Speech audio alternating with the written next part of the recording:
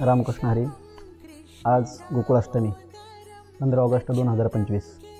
उपवासाच्या अनुषंगानं अनेकांच्या मनामध्ये प्रश्न आहे, गोकुळाष्टमीचा उपवास आज धरायचा की उद्या धरायचा. परमपूज्य आदरणीय गुरुवर्य रामभाऊजी महाराज राऊत अजूनही काही ब्राह्मण देवतांकडे संपर्क करून जो निर्णय आला आहे तो आपल्यासमोर मांडत आहे. तिथीच्या अनुषंगानं माहिती सांगितली जाते. आज रात्री 11:49 अष्टमी तिथी चालू होते, ते उद्याच्या असणाऱ्या रात्री 9:34 आहे. तिथी नक्षत्र चंद्रोदय या असणाऱ्या गोष्टीमध्ये आपण जर पडलो तर आपल्याला तो निर्णय करणं अशक्यप्राय होईल. कुणाला काही शंका वाटली, गुरुवर्य रामभाऊ महाराज राऊत यांचं कालचं असणारं कीर्तन आपण यूट्यूबला बघू शकता.